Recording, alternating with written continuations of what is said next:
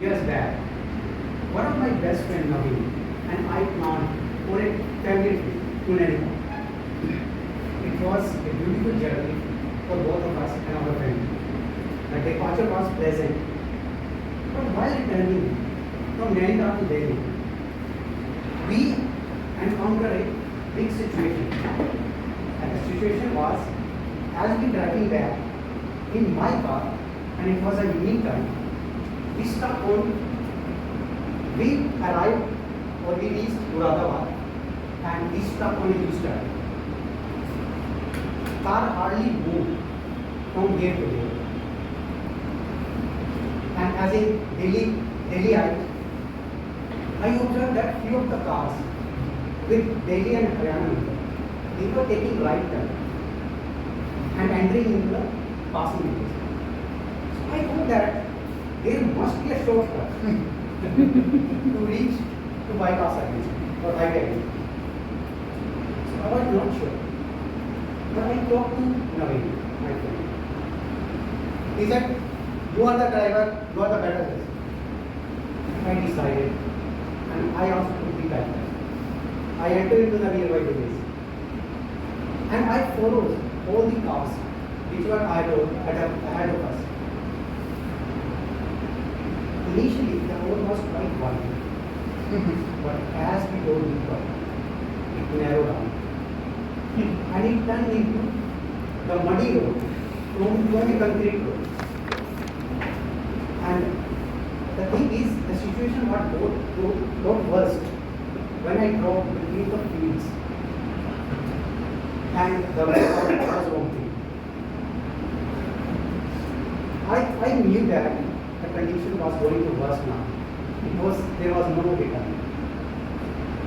But I felt confident because if I feel underconfident or scared, I would, like the people sitting in my car, they would scare a lot. So I put a fake smile on my face. And but I could see the fear in Naveen's eyes.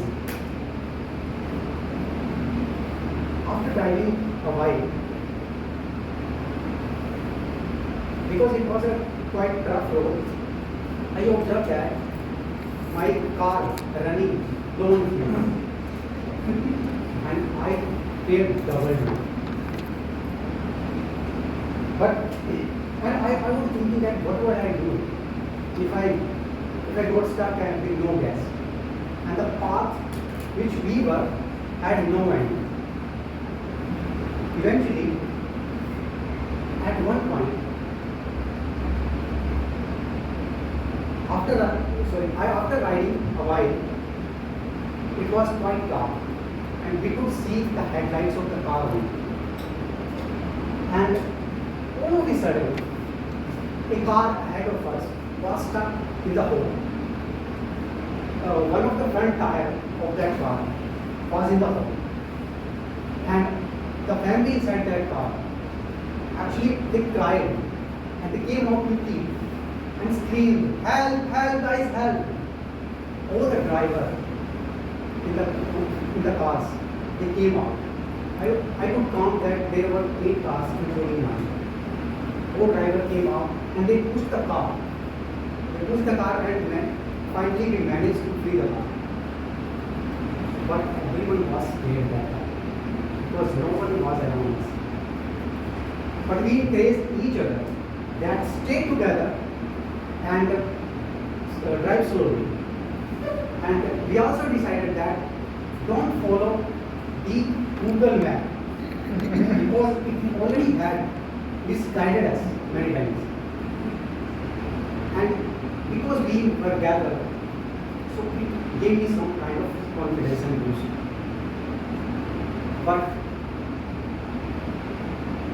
But unexpectedly, after a few minutes, all the cars took a sudden stop.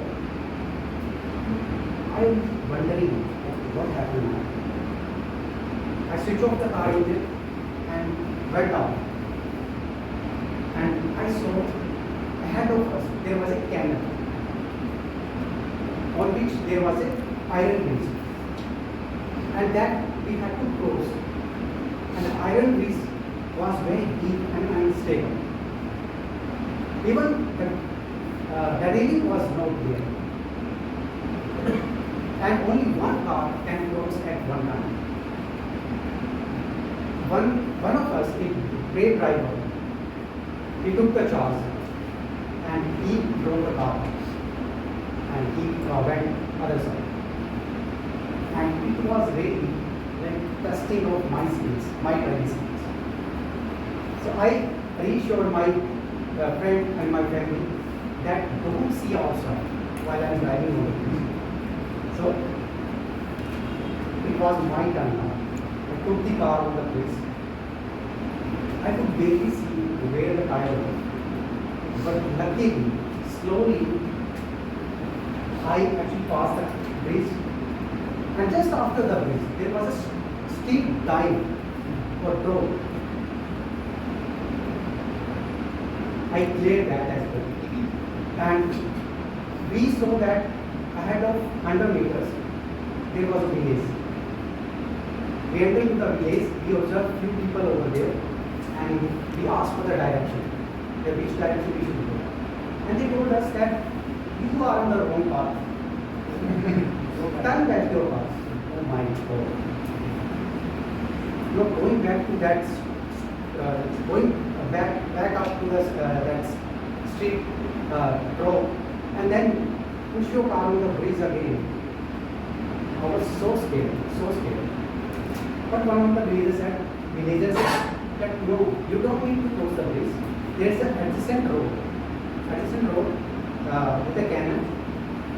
You need to follow that and you will reach to the highway. And within 10 minutes, we turned our car back. Within 10 minutes, we reached the highway. And within a few seconds, the 8 cars disappeared. No one was there. And I feel, once I reached the highway, I feel very, very good. I took a deep breath, and we felt with full joy that as if we have achieved something bigger in our life, reaching to the height. But that day I learned a lesson that don't take shortcut. No matter what it takes, stick to the original path. With that note, thank you. Of avoiding shortcuts. A, T, and S. Now I'll give my feedback in terms of commendation and recommendations both in a similar format. A, in the commendation, audience connect. How well did Toastmasters Pathways connect with the audience?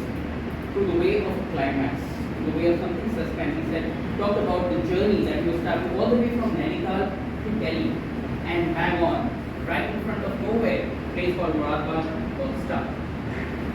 For the very first moment, I realized the fact that there's something that's going to come up. So build the suspense on from the start till the end. That is the way of audience connect. Anecdotes that we used. The second part, which was T, topic. The topic that we have chosen is relatable to all of us in some capacity of life that we have traveled. When we travel for a journey, we always think of traveling to some place where we find a huge crowd, a huge jam, and we try to take shortcuts in the way of Google Maps, because Google Maps intend to show us some kind of shortcuts, and then we go get stuck. Similarly, the way I did while coming from Noida to this place. And the third part, the storytelling concept. Toastmasters Pathways is a great storyteller, and that is what I realized, for the matter of fact, that today what he shared with all of us was something that we all loved listening to. As a speaker, it takes a lot of courage to keep the audience hooked from the start of the speech to the end of the speech. When any of the audience members loses connect with the audience or with the speaker, it takes complete distortion of the speech narration. But Toastmasters Pathways did right in terms of getting the audience stay connected all throughout the speech. Now these are some of the recommendations in terms of the ATS. Now what are the recommendations that comes off in the form of ATS? A, articulation. What is in for me? If I am an audience member sitting out there, Toastmaster Raghuveer wanted to express something very clearly, that there is a message that we should avoid shortcuts. This is a very common way of we taking us as a message or as a learning. We all love to take shortcuts, but why shortcuts sometimes becomes very disastrous, something that we all wanted to understand even more, even better. The T stands for tangible.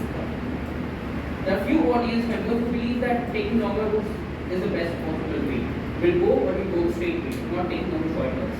So how is that related to those part of audience? So here it was a clear understanding that just do not take shortcuts. Take the right route and just go the wrong way. Right? So in terms of that, if the speech is more tangible, it's more better. And of course, as the speech title says, to slow and steady wins the race, your speech narration had a complete flow of being so very fast. Had you been a little slow and steady at different points, maintain goals, it would have been no better. All in all, the love speech and the 8 years. I did not avoid taking shortcuts, but I made the rest use of giving you the right feedback. So thank you so much.